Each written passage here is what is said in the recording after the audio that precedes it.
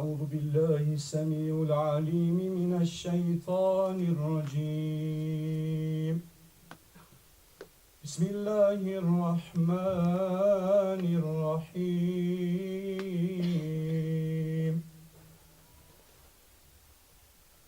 لا يستوي أصحاب النار وأصحاب الجنة أصحاب الجنة هم الفائزون لو أنزلنا هذا القرآن على جبل لرأيته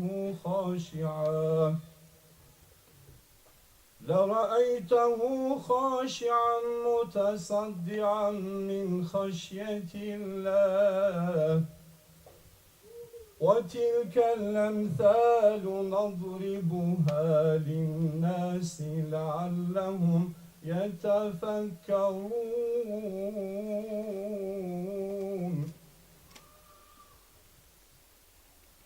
هو الله الذي لا إله إلا هو عالم الغيب والشهادة هو الرحمن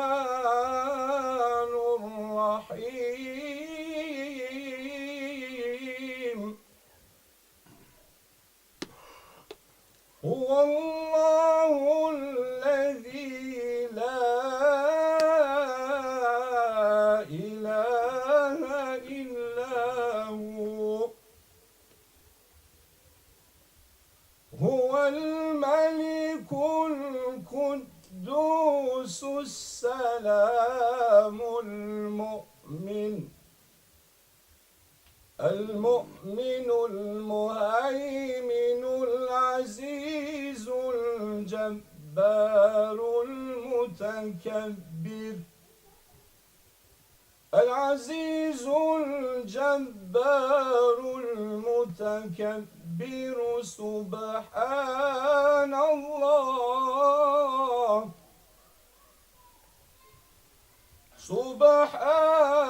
الله عما يشركون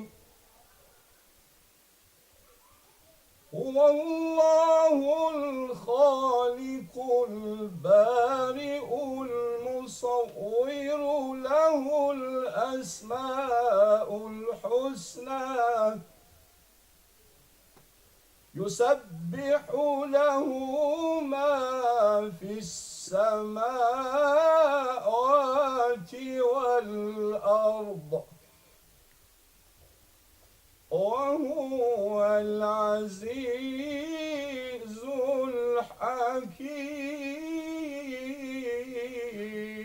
الحكيم بسم الله الرحمن الرحيم الحمد لله رب العالمين والصلاة والسلام على رسولنا محمد وعلى آله وصحبه ومن تبع سنته واهتدى بهديه إلى يوم الدين وبعد.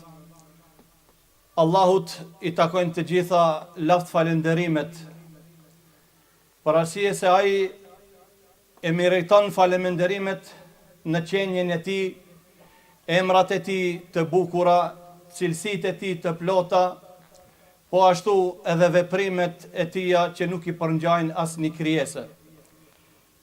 Dhe salavatet, selamet I takojnë profetit ton Muhammedit sallallahu alaihi wasallam, familjes së tij të pastër dhe të ndershme, po ashtu shokëve të tij fisnik dhe besnik, dhe të gjithë atyre të cilët e ndoqën rrugën e tij, përpiqen që të ecin hapave dhe gjurmëve të tija deri në ditën e fundit. Vëllezër të dashur në Islam, njëherë Allahu ju shpërbleft për pjesëmarrjen tuaj në shtëpinë e Allahut subhanahu wa taala. Ne në mesin tonë këtu kemi disa hoxhallar, hoxha I cili na lexoi ajetet e fundit të surës Hashr, ishte Afrim Jusufi I xhamisë Drita në Blau Bojren, Po ashtu e kemi këtu në safin e parë hoxhen e nderuar në shfebi shkmundit të xhamisë Lëvizja Rejhan Islami, por për ndryshe e kemi edhe misafirin ton të dashur dhe të nderuar hoxha i nderuar Ahmet Kalaja. Është i njohur në mesin ton, s'ka dyshim se nuk ka nevojë ta prezantojmë më shumë, por i kemi obligim disa fjalë me i thonë. Hoxha i nderuar është imam, siç e dini, në kryeqytetin jo vetëm të Shqipërisë, por kryeqytetin ton të gjithëve në Tiranë, në xhamin Dine Hoxha. Ka ardhur vëllezër të dashur, çështja kryesore, faktori kryesor që e ka pru këtu, është me të vërtet dashuria për hir të Allahut subhanahu wa taala. Dashurien të cilën Allahu xhelleshanuhu e bëri obligim, ku thot Muhamedi a.s.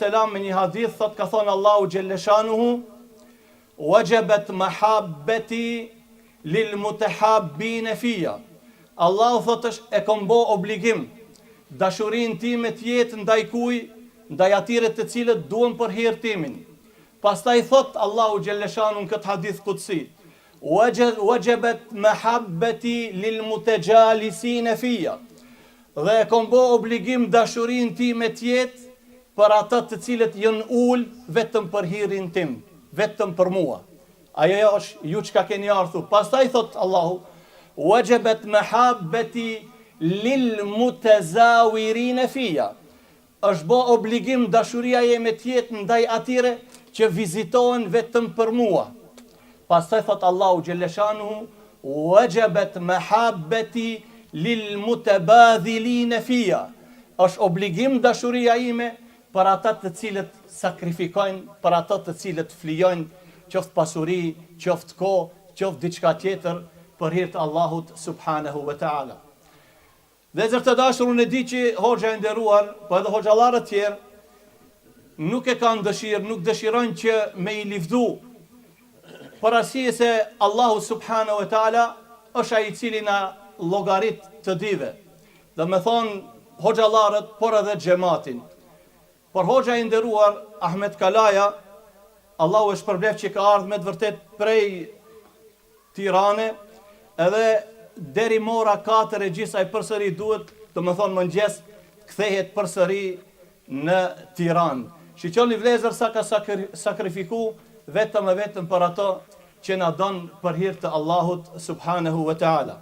Prandaj edhe ne i dona gjithë hoxhallarët, por edhe Imam Ahmedin, edhe hoxhallarët tjerë, për arsye se janë trashëguesit e pejgamberit sallallahu alaihi wasallam.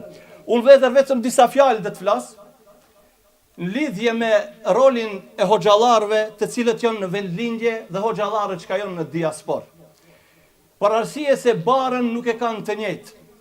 Hoxhallarët të cilët janë në vendlindje në Tiranë apo Prishtinë apo Shkup apo qytete tjera, duhet ta dim se ata janë në linjën e parë të frontit. Çdo gjë që i vin Islamit, çdo sulm, çdo trazir, çdo plur që e çon dikush, të parat janë këto që i dalin. Këto janë ato të cilët i dalin, e kanë obligim, edhe ne këtu për ne jemi pak si në periferi, për këto i kap obligimi. Prandaj Allahu xhelleshanu në lidhje me këtë thot, wa idha ja'ahum amrun min al-amni aw al-khawfi adha'u bihi. Allahu xhelleshanu tregon për një grup të njerëzve, për një grup muslimanëve, kur në mesin e tyre i godit diçka, qoftë e prek sigurinë e tyre, e prek cilën, e prek frigën e tyre, frigohen, adha'u biha. Fa idha radduhu ila ar-rasuli wa ila ulil amri minhum, thot sikur ato të shkojshin te pejgamberi sallallahu alaihi wasallam kur ka qenë gjallë, ose te ato prisat e tyre të cilët janë dietarët, la'alimahu alladhina yastanbitunahu minhum. Ato do t'i qitten rrugë dietarët të cilët kanë dituri në fenë e Allahut xhelleshanu. Pastaj thot Allahu, falawla fadlullahi alaykum wa rahmatuhu lattaba'tum ash-shaytan illa qalila.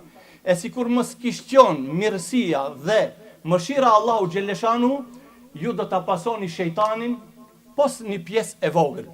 Kush është ajo mirësia dhe mëshira e Allahut xhaleshanu këtu?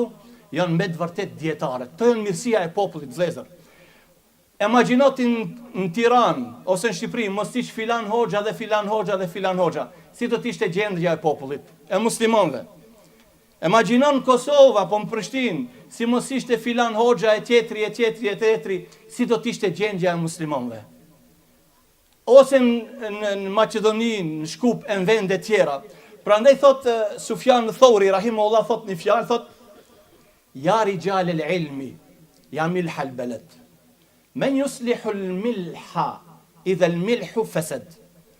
Sufjan Thauri ju drejtohet dietarëve thot: "Ya rijal ad-din, ju burrat e ditunis, ju jeni kripa e vendit, kripa e shtetit." Pse?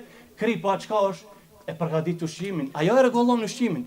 Imagjino ti tash ushqim po mos me pas krip, e refuzon më njerë. E thot o ju dietar, ju jeni si kripa. Si kripa çka është për ushqimin, ju jeni për popullin. Po thot, men yuslihu al-milha idha al-milhu fasad. E kush pra do ta përmirëson kripën nëse kripa prishet? Nëse prishet kripa nuk mundet ajo me rregullu tjetrën. Thot Abdullah ibn Mubarak rahimahullah thot: "Lem ajid ba'da an-nubuwati fadlan ahsana min bath al-ilm." Nuk kam pa thot pas profetësisë vlerë më të madhe se mundet me pas diçka përveç kush? Përveç përhapjes së diturisë. Unë tash do të ceki diçka interesant, përsëri thot Abdullah ibn Mubarak, dhe është mirë vetëm këto pika vëllezër edhe me mbajtë mend. Tregon Abdullah ibn Mubarak ato etapat, shkallët e diturisë. Thot el-ilmu thot el-ilmu awalan thot el-fahm. Dituria thot shkalla e parë e diturisë thot kuptojsh. Pastaj thot ndëgjimi, ta ndëgjosh diturin. Pastaj çka thot? Pastaj thot ta zbatojsh e pastaj thot ta përhapish. Allahu xhaleshanu i thot besimtarve: "Wama kana al-mu'minin, wama kana al-mu'minuna liyanfiru kaffa." Besimtarët thot Allahu xhaleshanu nuk e kanë obligim të gjithë me dal luftë me luftu. "Falawla nafara min kulli firqatin minhum ta'ifatun liyatafaqahu fi ad-din wa liyunziru qawmahum idha raja'u ilayhim la'allahum yahdharun." Që vëllezër për xhihat Allahu xhaleshanu i thot nuk duhet gjithë musliman me dal. Nëse një pjesë e vogël e tyre që ndrojnë prej pejgamberit alayhis salam dhe marrin dituri e pastaj kthehen te populli i tyre, atë diturin ju përcjellin popullit tyre që ato të jenë të ditur dhe të jenë të vëmendshëm. Edhe me një dhe do ta përfundoj. Ju tash vëllezër çka keni ardhur me të vërtet me ndëgju dituri, çështja është gjithë te puna e diturisë, është çështja e niyetit. Pse kum ardhur unë për shembull në xhami, a vetëm me shku e kështu me radh, me pa diçka tre jo. Niyeti është edhe te dituria. E dimni një prej imamave të mëdhej të Medinës, Imam Malik ibn Anas rahimahullah, ka qenë në mexhlis duke ju treguar nxënësve hadithet e pejgamberit alayhis salam. Vjen dikush te dera xhamisë thot ej më shpejt thot se dikush ka ardhur në Medinë me elefant. Këto kurs kishin pa elefant. Gjithë dulën. Një prej studentëve që ndroi aty, prej talebeve të Imam Malik ibn Anas që ndroi aty. Malik ibn Anas thati pse nuk shkova atje? Tha unë kish për ardhin kishte ardhur prej Andaluzie. Tha unë kam ardhur prej Andaluzie. Ta shikoj Imam Malikun dhe të marr dituni, nuk kam ardhur unë për elefantin. A dini vëllezër kush është kjo është nxënësi më i mirë Imam Malikut? Edhe është shtillan me thebin Maliki, Yahya ibn Yahya al-Laythi. Nuk do të ishte muwatta e Imam Malikut sot ku është sikur mos kishte qenë ky nxënës Yahya ibn Yahya al-Laythi. Allahu subhanahu wa taala për ato që kishte sinqeritet dhe kishte niyetin e mirë, ka ardhur me marr dituri, ka ardhur me marr ilm, edhe Allahu xhalleshanu e gradoi dhe e ngriti lart, çka e bëri që emri i tij të përmendet deri ditën e gjykimit. Pse? E kishte niyetin me marr ilm, me përfitu edhe me ja përcjell të tjerëve. Unë tash fjalën ja kaloj hoxhës të nderuar, imamit të nderuar Ahmed Kalaja, let urdhron i nderuar dhe jo i urdhëruar. Bismillahirrahmanirrahim. Alhamdulillahi rabbil alamin. Wassalatu wassalamu ala ashrafil anbiya'i wal mursalin. Nabiyina Muhammedin wa ala alihi wa sahbihi wa sallama tasliman kathira. Amma ba'd.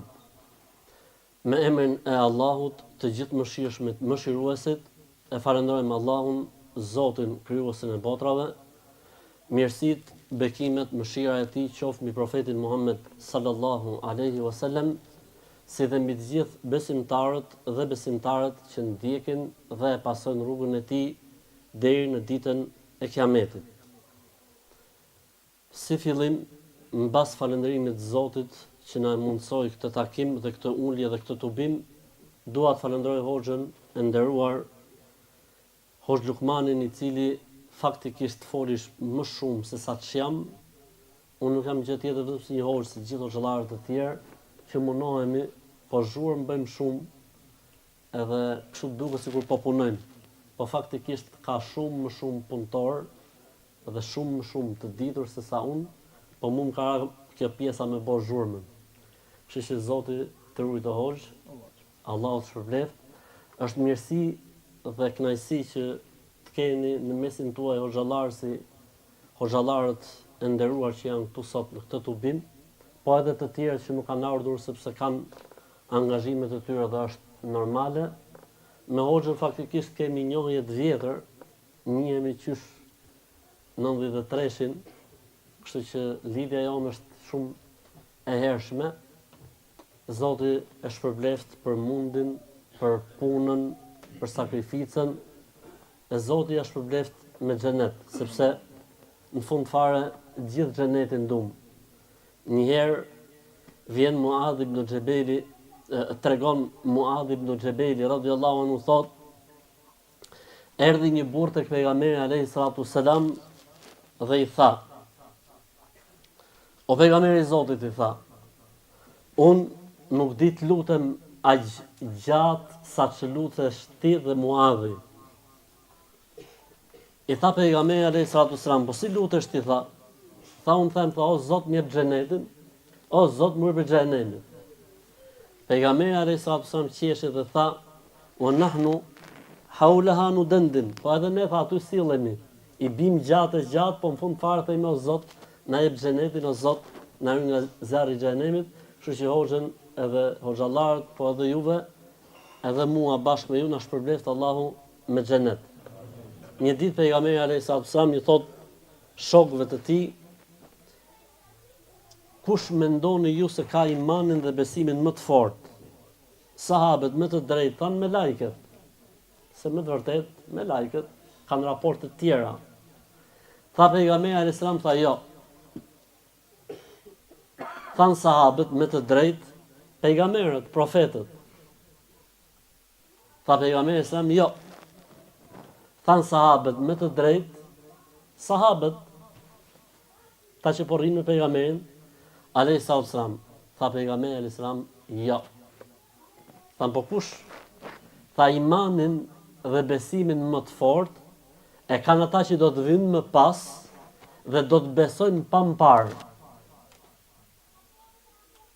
Elhamdulillah, ky tubim, kjo ndëjtje nuk është gjë tjetër se një tregues i mirësisë së Zotit ndaj nesh. Pra Allahu është ai i cili na ka fal këtë mundësi. Për këtë arsye ne kur e lexojmë surën El-Fatiha, çfarë themi? Iyyake na'budu wa iyyake nesta'in. Vetëm ty të adhurojmë dhe vetëm prej teje ndihmë kërkojmë. Pra o Allah, ne ty të adhurojmë. Kjo është dëshira jonë, kjo është besa jonë, kjo është ajo që ne duam të jetojmë me të, ama ndihmën e kërkojmë prej teje. Për këtë arsye banorët e xhenetit kur do të futen në xhenet, fjalia e parë që do të thonë, cila do të jetë: Elhamdulillahi alladhi hadana li hadha wa ma kunna linahtadiya laula an hadana Allah. Falënderimet i takojnë Allahut, i cili na udhëzoi në këtë fe dhe në besim dhe na dha dhuratën e xhenetit, se po mos ishte mëshira e Zotit dhe dashuria e tij, ne nuk do të ishim sot në xhenet. Dhe unë them, po mos ishte dëshira, dashuria dhe mirësia e Zotit ndaj nesh, ne nuk do të ishim sot këtu. Pra, o vëllezër, mund duket çudi, po është Allahu ai i cili na ka zgjedh neve një nga një dhe na ka sjell sot këtu. Pasha Zotin, ka më të ditur, ka më të devotshëm, kanë më të mençëm, por nuk janë këtu sot. Allahu ka dashur që të jemi ne. Për këtë arsye me shpirt, kur njeriu është pjesë e këtyre mirësive, duhet të jetë dhe falendëruesi i Zotit. Se e ke prej Allahut, është dhuratë prej Allahut. Si i tha, o Zoti im, i tha Daudi alayhi salam Allahut, si të falenderoj? Tha o Daud, thuaj, tha elhamdulillah. Tha o Zot, apo për elhamdulillah si të falenderoj? Tha thuaj elhamdulillah.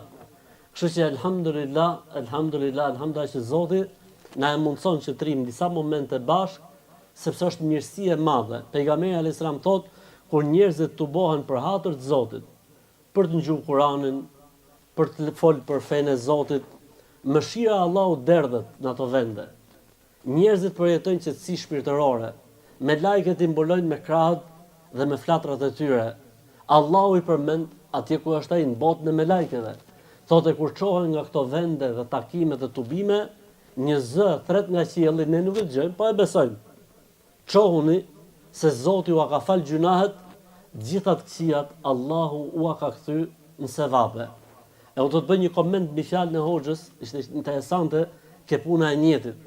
Pejgamberi alayhis salam tregon në një hadith tjetër se Zoti kështu ju thot me lajkeve, ju thot kush ka prezantuar në atë vend, e kam fal, e kam mëshiru, ja kam fal gjitha gjunahet e kështu me radhë. Me lajke thonë o Allah, o Zoti ynë, aty në mesin e tyne ishte njëri që e kishte marrë dikush, kishte ardhur prej turpit. Dikush kishte ardhur për kuriozitet. Po dikush kishte ardhur se kishte kohë të lirë. Po dikush kishte ardhur se me ngjuna i gallat, sa i Hoxha apo në i gallat kështu, edhe kishte ardhur me ngjuna e herë, me e pa nga afër, apo dikush tjetër kishte ardhur me bënë një foto, me nxjerr. Allahu xhelalu u tha: mëshira ime kur derdhet me i vend nuk përjashtoj asnjë. Elhamdulillah. Kështu që ne të gjithë sot jemi, përveç se jemi mysafir të Hoxhës dhe të kësaj xhamie të mrekullueshme, po ne jemi mysafir të Allahut, e Allahu normalisht i trajton mysafirët e tij me një nderim dhe një vlerësim dhe me një respekt shumë të veçantë, qofshim ne për këtyre që Zoti na japi këtë shpërblim. Amin. Vëllezër dhe motra, faktikisht unë doja të ndalesha sot në një ajet kuranor i cili ndodhet në surën El-Hijr. Një ajet që sa herë lexoj ose sa herë që e dëgjoj më ngjall shumë emocion. Allahu thot në këtë ajet kuranor: Rubama yawaddu alladhina kafaru law kanu muslimin. Jo besimtarët do të dëshirojnë që të jenë ose të ishin besimtarë. Kur e dëshirojnë besimtarët këtë gjë, futemi në librat e tefsirit.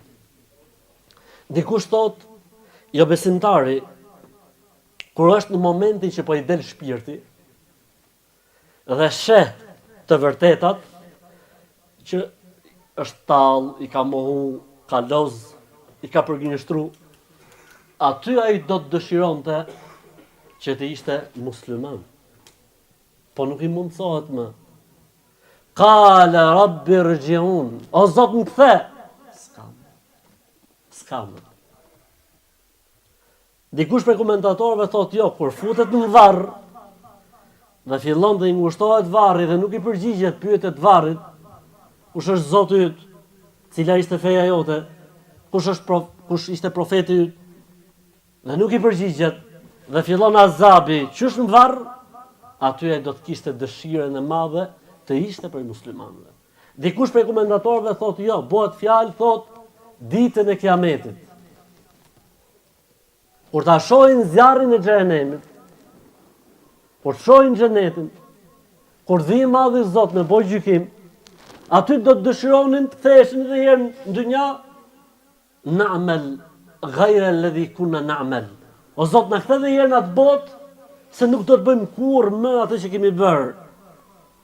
E kur shohin ata se si trajton Allahu të dashmit e tij, miqtë e tij, mysafirët e tij, i trajton Allahu si delegacione. I keni parë delegacionet? Kështu i trajton Allahu besimtarët ditën e Kiametit. Për këtë arsye dita e Kiametit, ajo që ne themi do të zgjasi 50.000 vjet, pejgamberi alayhis salam ka thënë, dita e Kiametit për besimtarin musliman zgjat sa farzi i kësaj bote. Sa mund zgjasi një farz në këtë botë? Ekstremi 10 minuta. Or po si ka mundësi? Ndorën e kujt është koha? Ndorën e Allahut. E njëjta gjë, e njëjta situatë, këtij zgjat 10 minuta, këtij zgjat me miliona minuta. Do t'i trajtoj Allahu besimtarë si dashmit e tij. E kur shohin jo besimtarë se si trajton Allahu besimtarë ditën e Kiametit, do të dëshironin të ishin musliman. Dhe dikush tjetër prej komentatorëve thotë jo, bëhet fjalë kur të binë në zjarr xhenemit. Aty do të thonë e do të qajnë, edhe i lutën Malikut, që është përgjegjësi i xhenemit, ja Maliku du lana rabbeke. O Malik, thuj Zotit, lutju Zotit. E Maliku ju përgjigjet mas 40 vjeç, prej viteve të botës tjetër, e për viteve të kësaj bote, që një ditë është e barabartë me 1000 vite këtu. Edhe ju vjen përgjigja, innakum makithun, aty do t'jeni përjetësisht, s'ka më dalë për xhenemin. Dhe dikush tjetër thotë, jo, është një moment tjetër. Çfarë do të ndodhi në zjarr xhenemit? Në zjarr xhenemit do të ketë dhe për muslimanëve disa mistreca që s'janë sjell mirë në këtë botë, nuk kanë qenë korrekt në këtë botë, nuk janë pastruar as në dynja, as me smundje, as me fatkeqësi, as me sprovën e vdekjes, as me varri, nuk janë pastruar. Me gjitha stacionet e pastrimit nuk janë pastruar dhe do të ketë për muslimanëve Zoti na ruaj që do të pastrohen zjarr xhenemit. Dhe do të jetë një moment ku do thonë jo muslimanët, ku do thonë jo besimtarët, ku do thonë xhafiat, hamëre, edhe ju me ne, ju të ullut, e të u falet të ratë sejshde, e të agjeru, ja ku përfundut, njësoj si ne. Qarnal. Ndërkohë që këto ju flasin muslimanëve në këtë gjuhë dhe besimtarëve, në xhenet po organizohet një takim mes besimtarëve dhe Allahu xhella xhelaluhu. E i madhi Zoti qofshin fal, i thot besimtarëve, ka gjë më për të plotësuar në dëshirë, thonë jo. A keni më në ëndër pa plotësuar, jo. A mbarun kërkesa, thonë o Zot, s'kemi as kërkesë, s'kemi as dëshirë, s'kemi as gjë. Thot Allahu xhella xhelaluhu, unë do të lëshoj mbi ju kënaqësinë time, e kur nuk do të jemi hidhuruar prej jush përjetësisht. A doni më gjë tjetër, thonë jo, Zot s'ka ngel më asgjë, përderisa u kënaqë prej nesh, ne nuk duam asgjë prej teje. Allahu xhella xhelaluhu heq perden dhe e shohin Allahun xhella xhelaluhu. Dhe nuk ka mirësi dhe bekim më të madh për banorët e xhenetit sesa me pa Allahun xhella xhelaluhu. Harrojnë gjitha mirësitë e xhenetit, i harrojnë gjitha bekimet e gjithçka. Pastaj besimtarët i kërkojnë një takim Allahut. Thonë Zoti, po ju sa s'kemi kërkesa, ju sa që s'kemi më dëshira, çfarë ka ndodhur? Gjojeni, o Allah, o Zotë ynë, në zjarë të xhenemit, janë disa nga vëllezërit tanë, që faleshin me ne, luteshin me ne, agjërojshin me ne, vishin për xhuma me ne, falshin bajramin me ne, bojshin kurbanin me ne, silleshin si ne, o Allah, o Zotë ynë, i kemi kërkuar xhenet gjitha ne, po nuk po i gjejmë. Allahu xhella xhelaluhu ju thot, po është e vërtet, do të vinë. Do të vinë, po do të vinë mas një kohë. Thot pejgamberi alayhi salatu wassalam, dhe besimtarët nuk i ndahen se kërkuari i Allahut. Besimtarët nuk i ndahen se kërkuari i Allahut për vëllezërit e tyre që i kanë njoftë në këtë botë, që mund të jenë dhe familjarët e tyre etj. Derisa Zoti ju thot, e po mirë, shkoni atje dhe nxirrni vëllezërit tuaj nga zjarri i xhenemit. Vëllezër, ndërkohë që ato po ju thonë këtyne, ama pa edhe ju si ne. Ja, edhe ne të u dënua, ju të u dënua. Ndërkohë që këto po flasin me këtë lloj gjuhe, vinë besimtarët dhe i morin vëllezërit e tyre nga zjarri i xhenemit për në xhenet. Aty do të shpërthej një ofsham e thellë nga thellësia e shpirtit e banorëve të xhenemit dhe do të thonë, fema lana min shafiin wala sadiqin hamim. ah, mirë për ne, as kush ndërmjetëson për ne, as shok dhe miq që të na nxjerrin nga xhenemi, nuk kemi. Rubbama yawaddu alladhina kafaru law kanu muslimin, aty do të dëshironin, sikur të ishim dhe ne besimtar, se na iku jeta kot. Dhe dikush prej komentatorëve të Kuranit thot, të gjitha këto janë të vërteta. Jo besimtari në momentin e vdekjes do të dëshironte të ishte besimtar. Në pyetjet e varrit do të dëshironte të ishte besimtar. Kur do shohi momentet e ditës kiametit, do të dëshironte të ishte besimtar. Kur të bjerin zjarr xhenemit, do të dëshironte të ishte besimtar. Kur të shohi besimtarë se si nxjerrin vëllezërit e tyre nga zjarri i xhenemit, do të dëshironin të ishin besimtar. Dhe kur dhe momenti që Zoti i Madh Allahu xhalla xhelaluhu eliminon dhe ekzekuton vdekjen mes xhenetit dhe xhenemit, dhe ju thuhet banorëve të xhenetit khuludun bila maut, dhe ju thuhet banorëve të xhenemit khuludun bila maut, Rabbana yawaddu alladhina kafaru law kanu muslimin. Sikur të ishin. Sepse banorët e xhenemit, pavarësisht se janë xhenem, e kanë një shpresë se ndoshta mund.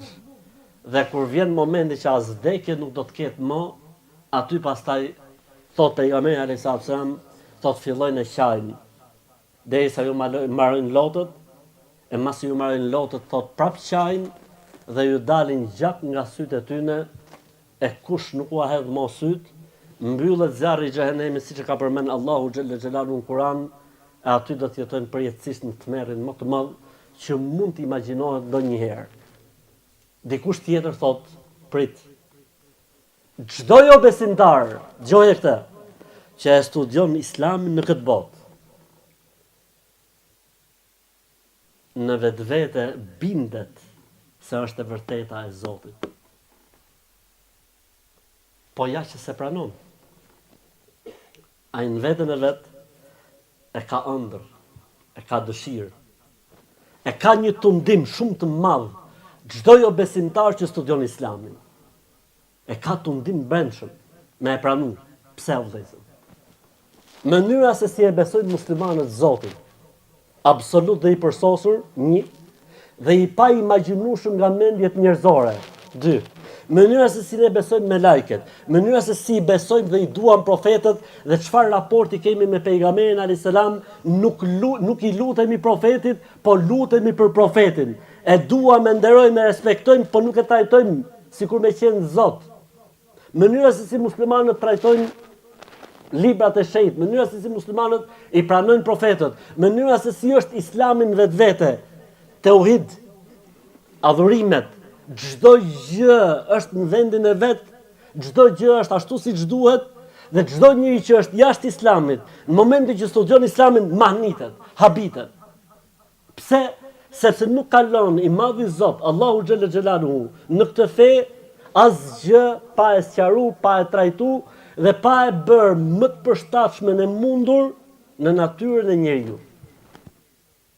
Jo vetëm kaq, po ta ka bërë të lehtë, jo vetëm kaq, po ta ka bërë sipas mundësisë, jo vetëm kaq, po ta ka bërë të arsyeshme dhe të logjikshme, jo vetëm kaq, po ta ka bërë ty që ti me Islam mund të jetosh në Gjermani, në Itali, në Amerikë, në Australi, në Shqipëri, në Arabi, kudo që të jesh, mund ta jetosh Islamin si mos më mirë.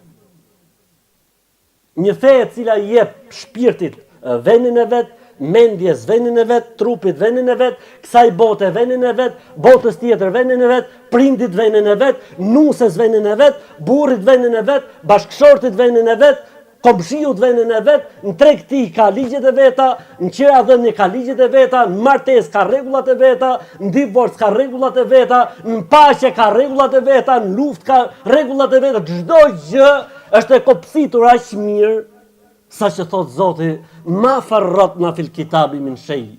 S'kemi lënë gjë pa e trajtuar. Për këtë arsye një musliman i mirë, i ditur, asnjëherë nuk ndjehet, si më thënë, nuk ndjehet keq për fen dhe besimin që ai ka. Ai ndoshta ndjehet keq se nuk di përgjigjen që ka Islami për këtë çështje.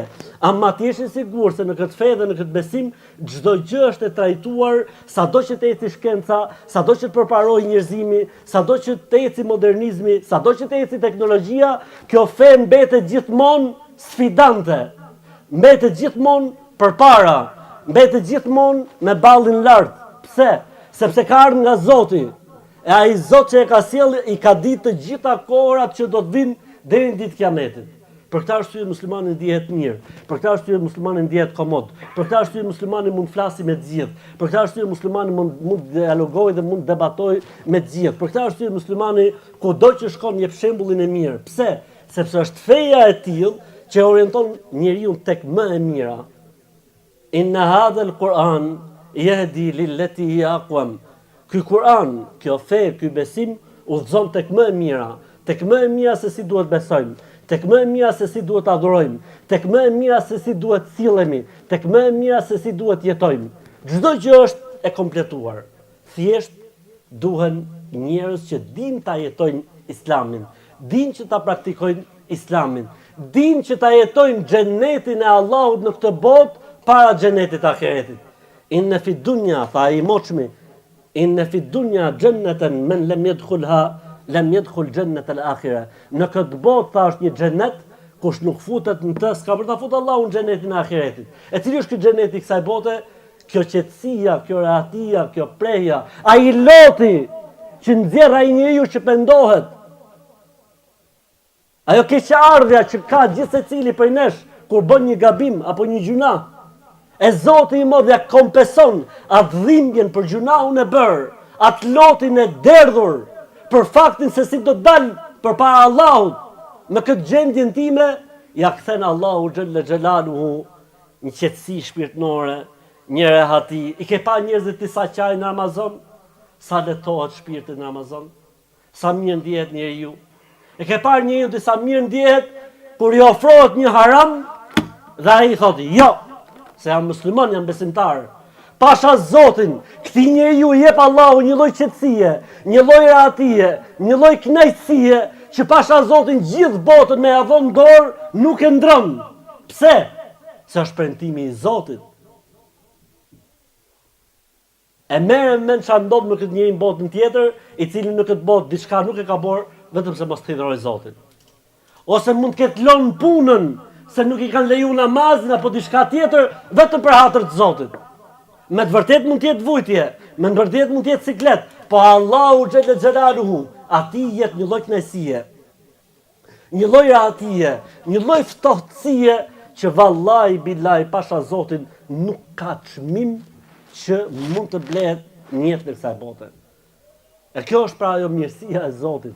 E ky është ai bekimi i Zotit. E gjithë kjo për cilën ne po flasim e ka emrin Islam. Elhamdulillah që Zoti na dha këtë dhuratë, se ndoshta edhe nuk e kemi kërkuar vëllezër. Unë flas për veten time. Unë këtë dhuratë Allahut nuk e kam kërkuar. Po unë besoj se shumë prej nesh nuk e kanë kërkuar.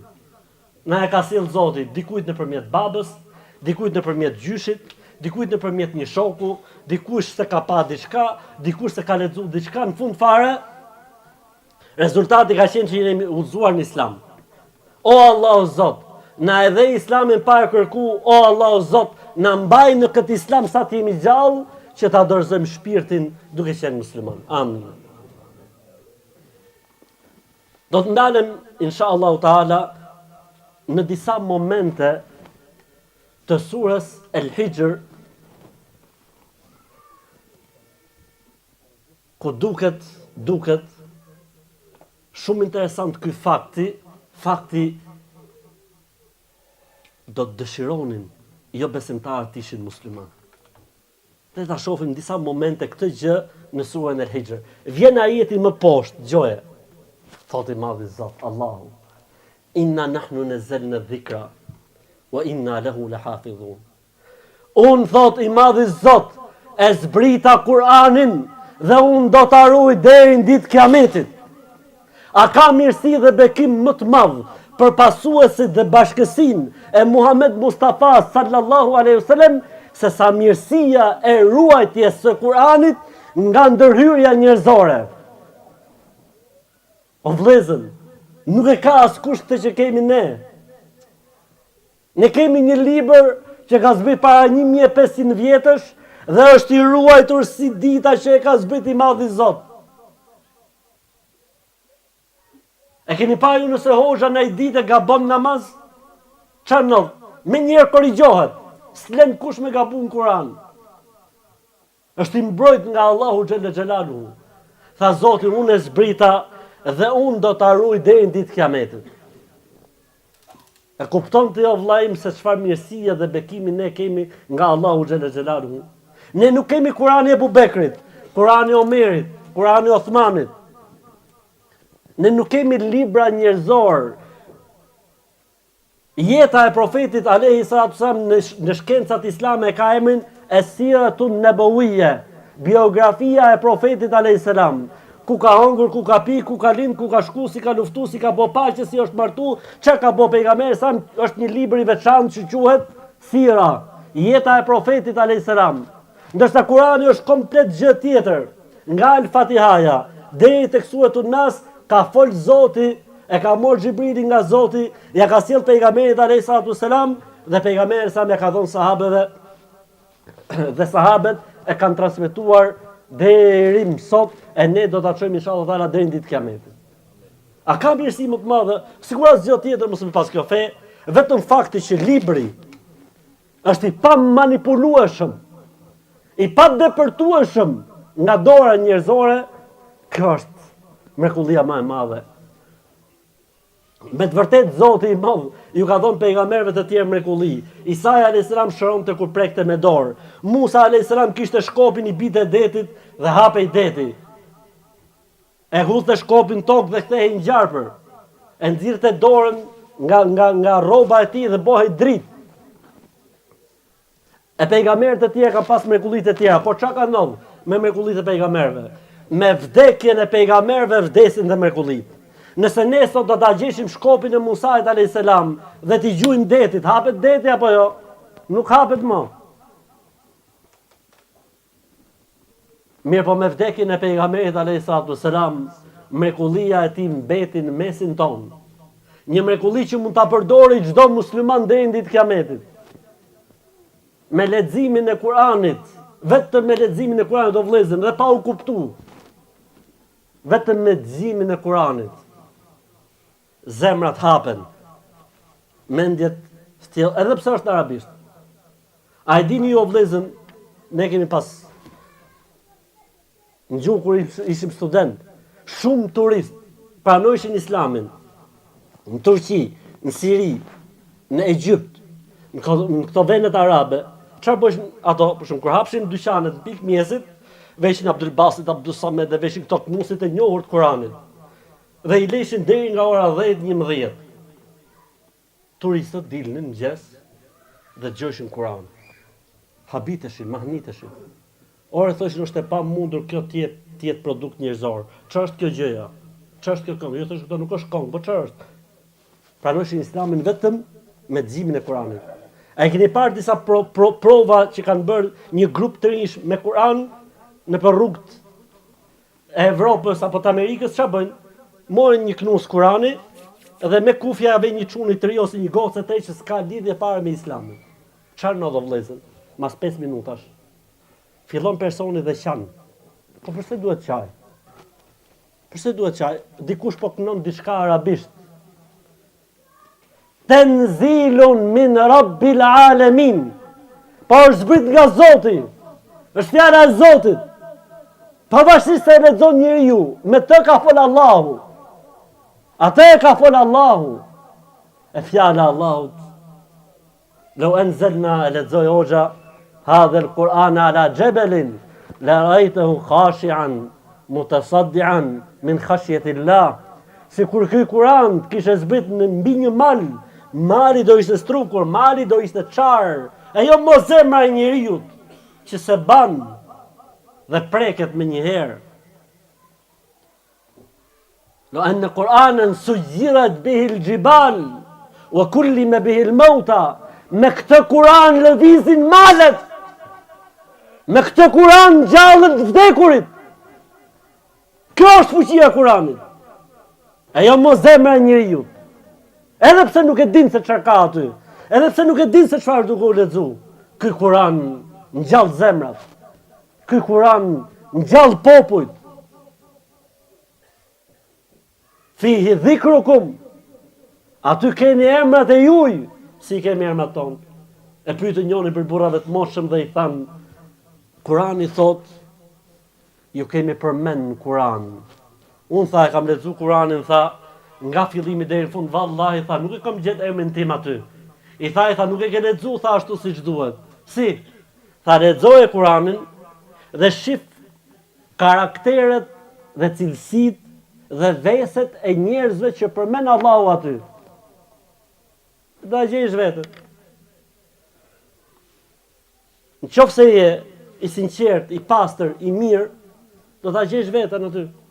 Qoftë se je mashtrues, qoftë se je smirzi, qoftë se je idiot, qoftë se je hajvan, aty çfarë të jesh ti do ta gjesh vetën aty në Kur'an. Do ta gjesh vetën diku.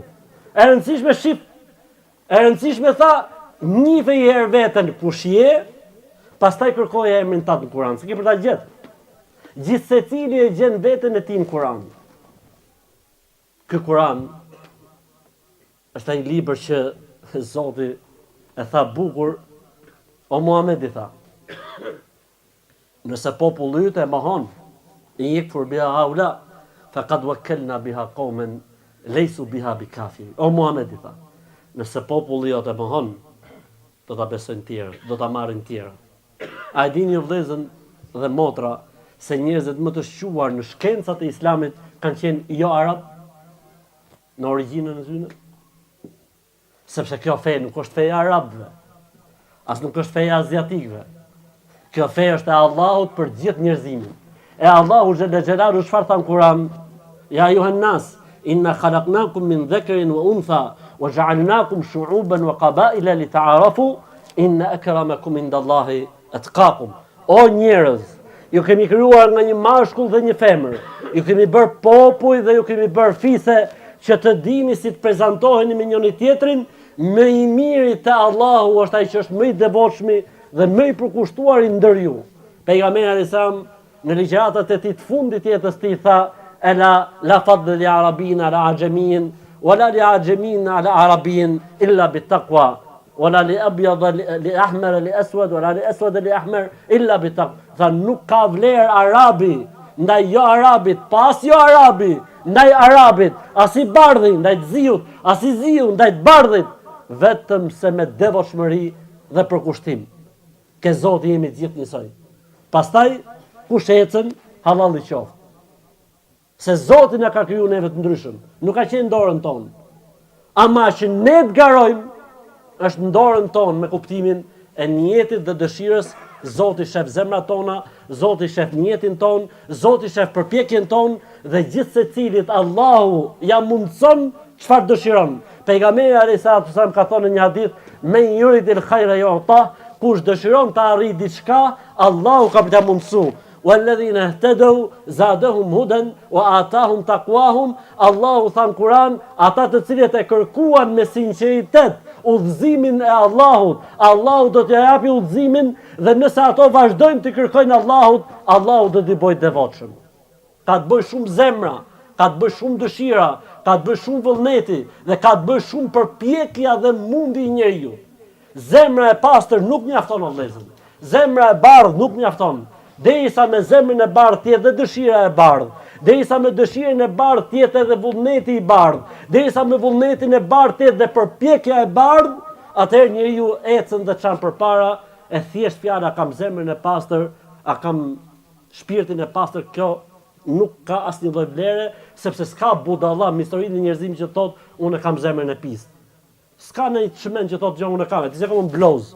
Keni gjurë që thotë unë kam bloz mrena, gjithonë kemi qelibar. E ky qelibarlik, nëse është më të vërtet, qelibarlik e para nuk deklarohet. Ai që e ka zemrën qelibar dhe pastër nuk thot kurrë, thot Zoti më fal, gjithë na gjinofçar. Ky është okay. Ai që rreth gjokse thot unë po ta dish ti sa besoj, po ta dish sa dua, po ku bone ti? Ky është hajër inshallah. Në surën El Hujurat është një moment Po Zoti Xhelel Xhelalu përmend njerëzit e çiltër, njerëzit e pastër, njerëzit sinqert. Sinqeriteti dhe çiltërsia o vëllezër kërkohet në Islam dy anshe. Kërkohet në raport me Zotin, duhet me qenë shumë i pastër dhe i sinqert, dhe foli Hoxha Lukman pak më përpara, po edhe në raport me njerëzit o vëllezër duhet me qenë njeriu i sinqert.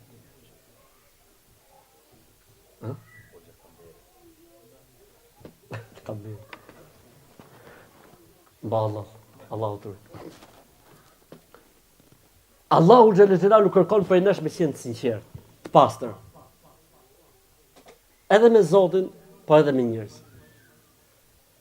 Me Zotin nuk mund të bësh lojna. Nuk mund të bësh lojna. Nuk mund të bësh Zotit aktrim. Pas njerëzve nuk se bëj aktrim. Se nëse njerëzit ndoshta aty nuk ta kapin për momentin, po do të vinë një moment që njerëzit do ta zbulojnë aktrimin tat. Pse? Nuk të lën Allahu Xhelel Xhelalu ty me bë lojna. Nuk ka ndodhur vëllezër, nuk ka ndodhur kurrë që dikush t'ia ketë me ide Zotit apo njerëzve e të vazhdojë ashtu deri në fund të jetës. Do të vinë një moment që do t'i çjerret ajo dyftyrësia. Për këtë arsye, Iblisi i tha Zotit, tha gjitha do t'i humb, tha gjithë, pastaj çfarë tha? Illa ibadaka minhum al-mukhlasin. Ata që janë sinqert s'kam çfarë të bëjë Zoti. Shejtani i mallkuar thot, sinqert dhe nuk kam çfarë të bëj. Nuk bjer dot në kurthin e shejtanit njeriu i sinqert. I sinqerti mund gaboj, i sinqerti mund të ketë momente dobësie, por që të sklavërohet apo të merret peng nga shejtani nuk ndodh kurrë. Ajeti kuranor tha illa ibadaka minhum al-mukhlasin. Mundo të jesh i pastër. Mundo të jesh i pastër. Në raport me krijuesin, në raport me krijesat. Se po ne jetë pastër dhe po ne jetë mirë, edhe pse sfiton shumë ndoshta, ka për ta bëu Zoti atë që fiton bekim shumë të madh. E nëse nuk je i pastër, edhe nëse fiton shumë, s'ke për t'ja nidhe Zetin. Nuk ka për të pas bekim në atë që ti fiton nëse nuk kanë të pastërti. Shumë interesante, du të argumentoj me dy ajete kuranore. Allahu kur foli për namazin, dhe ata që s'falin namaz, tha wailun, mirë. Wailun thuhet në disa libra tefsiri thot një lugin në xhenem që ka emrin lugina e vejlit.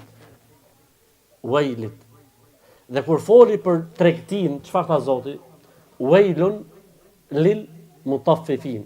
Mirë për ato që hajnë në tregti, në peshë ose në matje. Njëti term për namazin dhe njëti term për ata që bëjnë hile në tregti.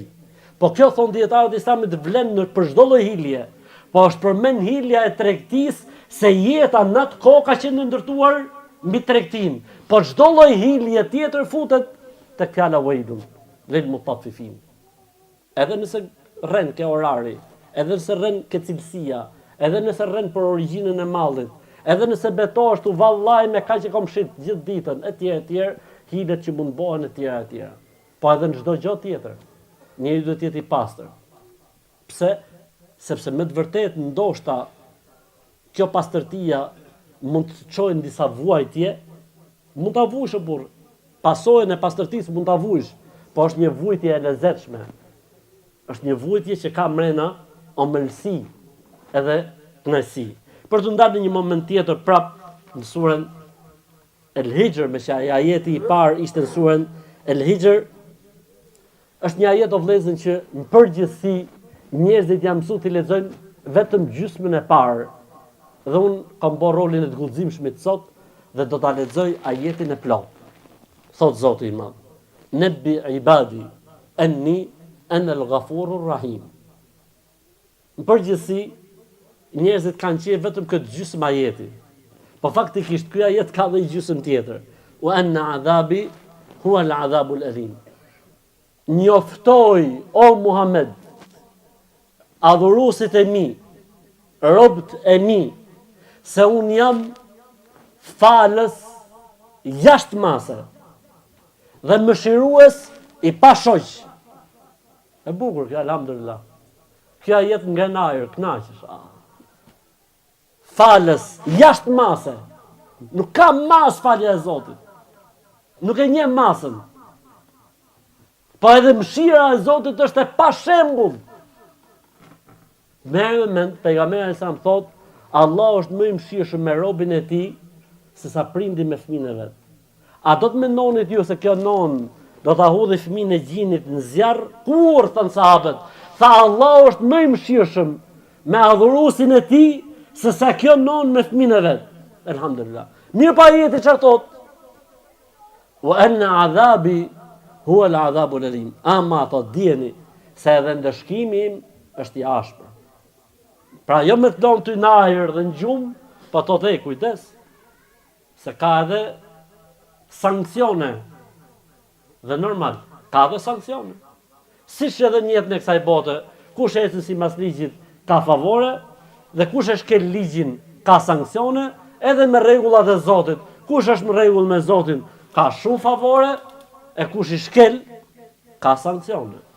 Normalisht që Zoti është i mëshirshëm, normalisht që Zoti është falës, ama nuk duhet me i harru këto dy gjona. Për gjërave interesante që ka Kurani, sa herë përmenet xheneti, përmenet dhe xhenemi. Le të shohet në njëri për ju që ka lexuar Kuranin disa herë dhe thot, kjo s'është e vërtetë. Sa herë që në Kuran përmenet xheneti, më një herë përmenet xhenemi. Dhe sa herë që në Kuran përmenet xhenemi, më një herë përmenet xheneti. Gjithë Kurani është kështu. Ku ka xhenet dhe xhenemi? Ku ka xhenem, ka dhe xhenet. Pse? Se nuk ka dash me të vunë gjumë, po të përmente vetëm xhenetin. Se kur lexon robi ajetet e xhenetit thotë e fitova vallaj. Ata që kanë besu, kanë bo vepra të mira. Vjen ajeti tjetër dhe sa ata të opa, pritje. Për ta morën vetë, se nuk është aq kollaj puna. Sepse feja ka synuar ruajtjen e ekuilibrit, jo çekuilibrimin. Se po të fliste vetëm për xhenetin, aty e mbyll te Kurani vllai, fare alhamdulillah. Po të fliste vetëm për xhenetin, do. U zbohem në herë vllai. Jo, më jo, bohesh inshallah. Pendohet fal Zoti çfarë do që ti e ke bër. Faktikisht në disa ajete që unë i kam shkëput nga surat El-Hijr, duke qenë sa ajeti i parë ishte në surën El-Hijr. Për gjërave të bukura, edhe 2-3 do të përmend. Thot i madhi Zot, inna lena'lamu, gjë sa e bukur është kjo. Kjo është për sëmundjen e shekullit. Cila është sëmundja e shekullit? Stresi, ankthi. Se di se çfarë kam. Nuk e di. Gjoja. Inna lena'lamu annahu yadiqu sadruka bima yaqulun. O Muhammed, e di shumë mirë që ti ngushtohesh në shpirt kur ngjon fjalët e tyre. Pejgamberi alayhis salam që ishte pejgamberi i Zotit, kur ngjonte fjalët, ngushtohej në shpirt. Ai nuk ngushtohej në shpirt se po prekej ai, po ngushtohej në shpirt se e ditë se çfarë i pret këta njerëz që nuk po besojnë. Pra vije në stres dhe e kapte ankthi pejgamberi alayhis salam kur i folte dikujt dhe ai nuk pranonte Islamin. Çfarë tha Zoti? E di shumë mirë, tha Allahu, që ty të ngushtohet zemra dhe gjoksi kur dëgjon fjalët e tyre. Zgjidhja o Zot. Fasabbih bihamdi rabbika wa kun min as-sajidin. Përmende dhe lartësoje dhe madhëroje dhe lirësoje Allahun. Bjeri në sejdë Allahut. Të zgjidhje. Fal namaz. Ke ankth, ke stres, ke siklet. Bëj dush me ujë të ftohtë, akull. Ose merr abdes me ujë të ftohtë, akull. Edhe fal 2 rekat namaz. S'ka dal akoma, prap përsërite. S'ka dal akoma, prap përsërite. Pasha Zotin e madh. Po të shofi ty shejtani që ti e ke dhënë besën Zotit, o do ta largoj këtë stres apo këtë ankth me namaz, mund duroj 2 rekat e para, mund duroj 2 rekat e dyta, po ti je i sigurt se s'ka shejtan dhe drejt që të përballet me ty me 2 rekatet e treta, apo me 2 rekatet e katërta, apo me 2 rekatet e pesta, apo me 2 rekatet e gjashta, apo të shofja e ty që ti e ke nda mendjen, o stresi, o namazi. Vrapit jaras. Vrapit. Nuk duron shejtani t'i bi njeriu në sejdë Allahut. Sa herë që njeriu i bie në sejdë Allahut, thot shejtani qanë dhe bërtet, dhe thot, unë i mjeri. Njeriu është urdhëruar për sejdë dhe po i bie në sejdë Allahut. Unë jam urdhëruar një herë për sejdë dhe nuk i ra sejdë. Nuk duron dot shejtani sejdën. Është e pamundur të kesh angth, apo stres, apo siklet, apo breng, apo shqetësim, e ti fanesh Allahut, e ti bish në sejdë Allahut, e të qajsh para Allahut, e ti rish në sejdë Allahut, mos ta largoj Allahu xhel xhelaluhu. Për ndryshe, do t'jeshim varur me kokra, me hapa gjithë jetën, me i grusht hapa, e sa ja hapat, sa të marroj efekti, fillo prap, se nuk është zgjidhje. Fasabbih bihamdi rabbik wa kum min as-sajidin. Përmene Zotin, lartësoje Zotin, vlerësoje Zotin, lavdroje Zotin, përmene Allahun, subhanallah, elhamdulillah, la ilaha illallah, Allahu ekber, bjerin sejdë Allahut, bjerin sejdë Allahut, bjerin sejdë Allahut. Po pasha Zotin në mos pastron Zotin dhe të bën qelibar. Është e pamundur. Është e pamundur që ky ajet kuranor të bjerin to. Kur? Thjesht duhet vullnet. Dhe duhet dëshirë, kjo nuk zgjidhet me çelës. Sepse derisa shkon njeriu në stres dhe në angth dhe në probleme, do të thotë se janë shumë gjona që kanë ndikuar tek ai. E nuk mund ta zgjidhë këtë fill të bërë lëmsh vetëm se Zoti i gjithësisë, vetëm se Allahu xhel xelaluhu. Ndër ajetet e bukura që ka kjo sure është, dhe me këtë du ta mbyll, Allahu xhel xelaluhu i thot Muhamedit alayhi salatu selam, ne për shembull si musliman o vëllezër me drejt mërzitemi shumë kur dikush na e prek pejgamberin alayhi salam, me drejt. Siç mërzitet njëri kur dikush prek babën ose i prek nonën ose motrën ose gruan ose gotën, muslimani preket nëse dikush i ofendon profetin e tij, preket në shpirt dhe bëhet keq. Dhe kjo është normale për njëri që ka grimcën më të vogël të imanit dhe të besimit. E Zoti i Madh, duke e ditë se ne do të jetojmë në një botë çuditshme, ka zbrit një ajet kuranor ku qetëson çdo besimtar dhe besimtare deri në ditën e Kiametit. Cili është ky ajet? Dhe ky ajet është në surën El-Hijr. Tek ajo sure që unë lexova ajetin e parë, jo besimtarët do të dëshirojnë të jenë musliman. Çfarë thot Zoti këtu? Inna kefejnake el mustehziin. Do të të mbroj, gjoja o vllai motra ime, do të të mbroj unë ty o Muhammed, ndaj çdo njeriu që tallet ose të vend ty loj. Allahu ekber. Allah thot do të mbroj unë. Po çfarë të bëjmë? Bëj dua Zotit. Nuk ka ndodhur kur vëllezër dhe motra që dikush të vejnë loj pejgamberin alayhis salatu selam. Fjalët e tij ose veprat e tij e t'ja bëj Zoti jetën marrë dhe mirë. Kur vallahi billahi se kështu thot Zoti i Kur'an.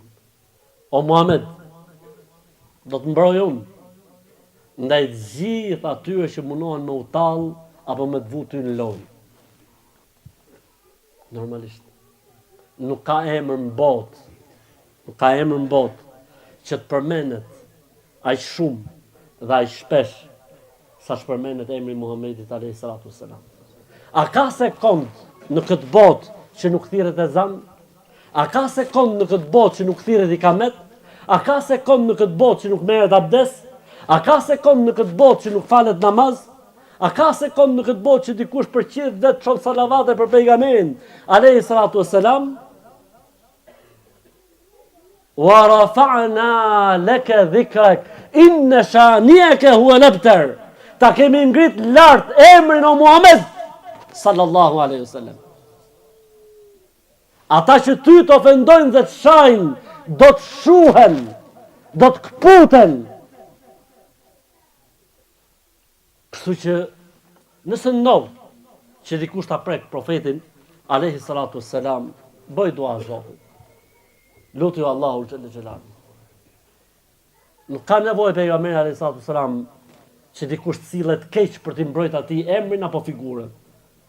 Mënyra më e mirë për ta mbrojtur pejgamberin alayhi salam është që të jetojmë jetën e tij. Të punojmë me këshillat e tij dhe me porositë e tij. Nëse ne do të jemi të tillë, e kemi bërë mbrojtjen më të mirë për pejgamberin alayhi salatu wassalam. Vëllezër dhe motra, ne jemi në një mirësi të madhe dhe këtë e tham, dhe shumë të tjerë që nuk e kanë, kur e lexojnë dhe e studiojnë, do të dëshironi që ta kenin. Po mirë do thotë njëri, po pse nuk e pranojnë hoxh? Ka shumë arsye që se pranojnë. Mund të jetë me nemandësia, mund të duket për ulje, mund të humbin pozicionet që kanë dhe gëzojnë. Mendoj që po pranojnë islamin, nuk do të jenë më këta që janë. Mund të ketë, ku e diu sa arsye mund të ketë, por ne nuk do të harrojmë ne çfarë mirësia dhe bekimi kemi.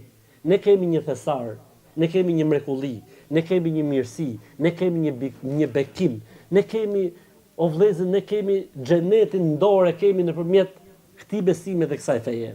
Çfarë kërkohet prej nesh? Kërkohet prej nesh, o vëllezër, ta kuptojmë sa më mirë fenë dhe besimin tonë. A ka mundësi, o vëllezër, që mos jenë rrjetet sociale e TikTok-nat burimi nga ne e morin fenë e Zotit? A ka mundësi ta morim dhe ne fenë e Zotit si që kanë morë brezat e mëhershëm, si që kanë morë etrit tanë? O vlla, feja e Zotit merret për xhamia. Feja e Zotit merret kur ka mësim. Hoxha këtu, mashallah, Zoti shpërbleft, hoxha ka merr me mësime, me ligjërata, me gjona, po dhe hoxhallarët e tjerë për xhamiat e tyre. Feja e Zotit merret nga njeriu, nga dikush që e njeh, nga dikush që e ke pa, nga dikush që të sqaron. Erdhe hoxha Ahmedi një herë në vit, po ti ke hoxhën të duhet ditë për ditë hoxha. Duhet ditë për ditë se ke i hall, ke i siklet, ndodhesh me situatë, nuk mund ta zgjidhë ty një orë që është larg teje. Kur tha Zoti feselu ehle dhikri, pyetni të diturit, pra dikush do të jetë afër teje, dikush që komunikon me ty, dikush që të shef në sy, dikush që ngjon prej teje, dikush që e ngjon ti atë, dikush që e serën, jo nuk kisha këtë qëllim, po kisha këtë qëllimin tjetër. Sa herë vjen mua një pyetje dhe unë se kuptoj dhe mund t'jap ndoshta përgjigje e dur, se unë e shoh siç më zhbër pyetja, ndërkohë që personi mund të ketë pas ndoshta edhe qëllim tjetër, por nuk ka ditë më u shpreh. Ta mësojmë dhe ta kuptojmë sa më shumë edhe sa më mirë. Pejgamberi alayhis salam tha, në hadithin si transmeton Muawiya radhiyallahu anhu, tha men yuridillahu bihi khairan yufaqihu fi din. Kujt i do Zoti të mirën, ja mundson të kuptoj fen. Ja mundson ta kuptoj, se me mësu për mend mund ta mësoj dikush Kur'anin, po s'ka lidhje fare me komentimin e Kur'anit. Ama ai që e din edhe ta komentoj, ai i cili ka marr dije dhe ta shpjegojë kështu me radhë. E dyta gjë, ne duhet ta vëjmë në jetë, o vëllezër. E kanë pyet një herë Imam Ahmed ibn Hanbelin, rahimahullah, Imam Ahmed ibn Hanbeli vetëm libri i tij hadithit, është 50.000 hadithe. E kanë pyet, i kanë thonë, ore, si ka mundësi që i ke mësuar të gjitha për mend që nuk i ke harru? Ka thonë, gjoje, s'ka ndodhur që të mësoj diçka nga hadithet, mos ta zbatoj atë. E kështu i kam mësuar për mend të gjitha. E treta gjë, mos të bëhemi egoist në fenë tonë dhe në besimin tonë. Feja e Zotit nuk ka nevojë për tifozlik, nuk ka nevojë për tifoza. Feja e Zotit ka nevojë për njerëz që e zbatojnë, e praktikojnë dhe nuk tregohen egoist, pra munohen që t'ua tregojnë dhe të tjerëve. Më u bë sebeb për dikë, burri dhe. Nëse ti bëhesh sebeb për dikë, ai e fiton xhenetin dhe ti e fiton xhenetin. Çfarë do që të bëj ky njeri, mas kësaj dite ty të vjen në llogari bankare, ti mund të jesh në gjumë, ti mund të jesh në udhëzim me gruan, ti mund të jesh në punë, ti mund të jesh ku dëgjon, ku mund të jesh, ty të vjen sevapi. Ajo gjëra llogaria vetëm se rritet. E nëse ky bëhet sebeb për dikë tjetër, ty vetëm se të rritet xhiro llogaria. Nëse ai tjetri bëhet sebeb për dikë tjetër, ty vetëm se të rritet xhiro llogaria. Me mend për shembull ti sa sevabe ka mësuesi e Ebu Hanifes. Se Ebu Hanife nuk doli shkencëtar vet. Ka pasi mësues ndaj. Me mend ti sa sevabe ka ai. Dhe me mend sa sevabe ka mësuesi Imam Shafiu. Ne nuk e dim kush është, ama ti i shkon xhiro llogaria. Me mend sa sevabe ka mësuesi Imam Buhariu, që s'ka ligjërat po su mor një hadith nga Imam Buhariu. Apo ai tjetri kështu me radhë. Pse mos bëhemi ne sebeb për dikë? Ku e dim ne o vëllezër se kush mund vi më mrapa nga ky njeri që ti u bën sebeb për të? Ku e dim ne kush mund vi më mrapa? Salahuddin Ejubi, i cili çiroi Kudsin, e ka pas dhe ai mësues.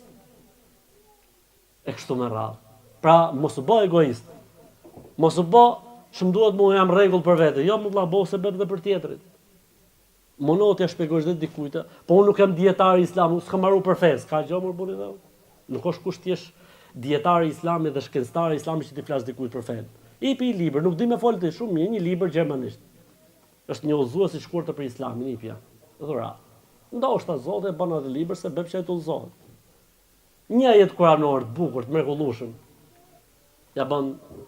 Ja përkthen, ja thu. Bo sebeb për dikë. Por ti s'ke nevojë hiç me fol me gjerman, ti ke shqiptarët që kanë nevojë të vinë në xhami e ti luten e ti falen Zotit. Ne s'kena marrë herë me llojin ton, me racën ton, me gjakun ton.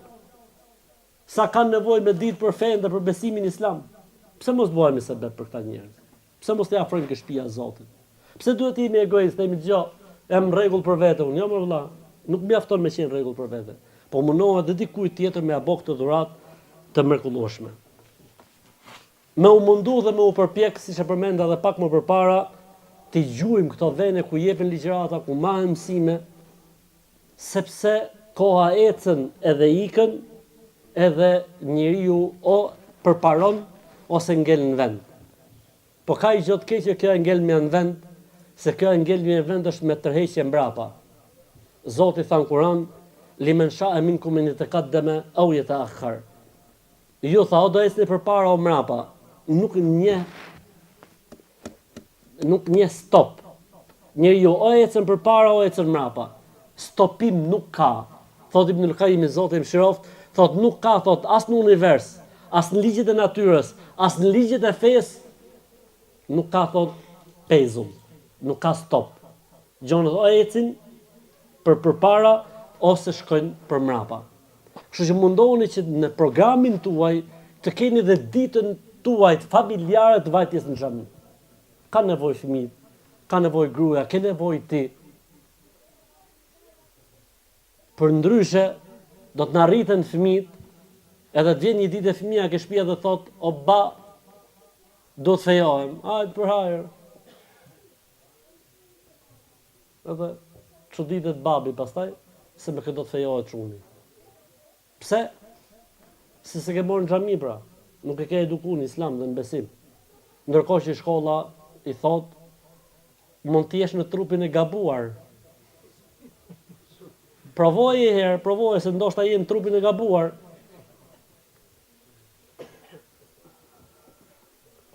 Xhamia, shtëpia e Zotit, mësimet fetare na ruajnë veten ton, po na ruajnë edhe familjen ton, na ruajnë fëmijët ton, çunat edhe gocat. Është amanet përpara Allahut, çfarë do i thosh Allahut ditën e Kiametit? Se mora në xhami se ishte i vogël. E pastaj kur u bë i madh, doli krejt për rrugës Zotit. Jo më vëlla merren në xhami, po bëjnë zhurmë, le të bëjmë zhurmë, s'ka problem, inshallah hyjmë në qafë gjithë. Le të hyjmë gjithë në qafë. Elhamdulillah. S'ka asnjë lloj problemi, jo po është i vogël, jo po si kupton, le të viti dashurohet xhamia. S'ka asnjë lloj problemi. Kur do të mësoj? Kur do të filloj të lexoj Kur'an, mësoj Kur'an? Është amanet. Na pyesi Zoti edhe për fëmijët tonë, jo vetëm për veten tonë. Na pyesi Allahu ditën e Kiametit, çfarë duhet të thosh Zotit? S'kisha kohë, s'kisha mundësi. Po rren se i ke kushtet dhe i ke mundësitë dhe i ke të gjitha. Thjesht nuk i ke dhënë rëndësinë e duhur. Jipi rëndësinë e duhur. E kanë pyet njërin prej burrave të moçëm. I kanë thonë, cila çfarë është ai nderimi më i madh që mund t'i japi Allahut njeriu në këtë botë? Çfarë nderim përveç Islamit dhe udhëzimit? Cili është, sepse këta arab i thon edhe në terminologjinë fetare thon keramet. Keramet do thot nderim. Pra Zoti t'jep shenjë, siç ju jep pejgamberëve për shembull shenjë dhe mrekulli, ju jep edhe njerëzve të mirë Zoti diçka si mrekullia, quhet keramet. E kanë pyet njërin për burrave të moshëm, kanë thonë cili është kerameti më i mirë që mund arrijë një besimtar në jetën e kësaj bote. Gjoja. Qala al-istiqama afdalul karama. Nderimi më i madh dhe mrekullia më e madhe që i jep Allahu një njeriu në jetën e kësaj bote është ta mbajë të qëndrueshëm në këtë fe dhe të paluhatur. Dhe këtu vim tek pika e fundit që ti duhet i lutesh Zotit shumë. Një ditë nëna e besimtarve i thot pejgamberit alayhi salatu selam.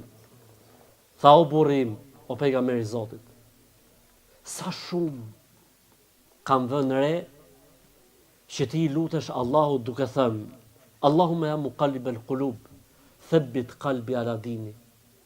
O Allah, o Zot, ti që i lëviz zemra dhe i rrotullon, bëje zemrën time të paluhatur në këtë fe dhe në këtë besim. Pejgamberi alayhis o vëllezër dhe motra e bonte shpesh këtë lutje, shpesh. Saqë nëna e besimtarëve tha o pejgamberi i Zotit, sa shpesh e bon këtë lutje. Se në fund fare pejgamberi sa më kishte marrë garancinë apo jo? E kishte marrë garancinë. Xhenet li, po. Ja kishte fal Zotit të gjitha gjunahet, po.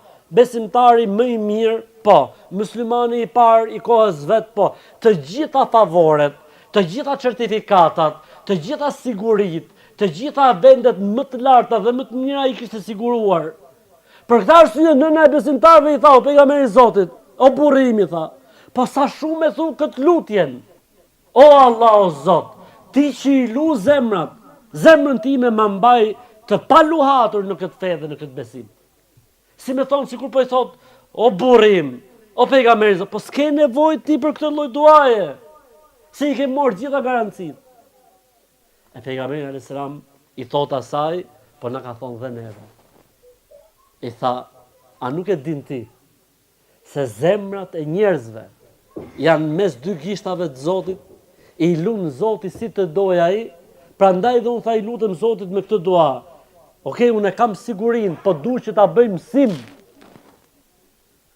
Ai e kishte sigurinë o vëllezër, po ne nuk kemi siguri. Ne jemi të varfër, ne jemi të dobët, ne jemi të manipulueshëm. Ne jemi të pafuqishëm. Ne kemi nevojë për Allahun, ai s'ka nevojë për ne. Prandaj, në lutjet tona dhe në duat tona duhet të jetë dhe kjo lutje dhe kjo dua. O Allah o Zot, na mbaj në këtë fe dhe në këtë besim. O Allah o Zot, ne jemi të dobët dhe të pafuqishëm, t'ja dalin vetë mban. O Allah o Zot, kërkojmë ndihmën tate, kërkojmë fuqinë tate, kërkojmë forcën tate, kërkojmë mëshirën tate, kërkojmë mirësinë tate, që të jemi të paluhatur në këtë fe dhe në këtë besim sa të jemi gjallë. E këtë dua vëllezër dhe motra nuk duhet me harru asnjëherë. A arabisht, a shqip, a gjermanisht, a turqisht, si dojeni thojeni, e rëndësishme duhet me e bo në edukatën tonë ditore këtë lutje dhe këtë dua. Allahumme, ja muqallibal qulub, thabbit qalbi ala dinik. O Allah o Zot, ti që i rrotullon zemrat dhe i lëviz, zemrën time të bëhet paluhatur, zemrën time të bëhet qëndrueshme në këtë fe dhe në këtë besim, lut Zotin e Madh që të na fali e të na mëshirojë. O Allah o Zot, bëje këtë takim dhe këtë tubim të falur dhe të mëshiruar. O Allah o Zot, na e mundëso që mos çohemi prej këtij veni sot, vetëm se me gjunahet falura dhe me mëkatet shuara dhe i hoxhën ton, hoxhamberin e falenderoj me zemër dhe me shpirt që na ka mundësu këtë takim dhe kryesinë e xhamisë, edhe juve Zoti ju shpërbleft, edhe ju nderoft, e Zoti na fal gjunahet e na boni halal se ndoshta e zgjatëm. Zoti ju rrit.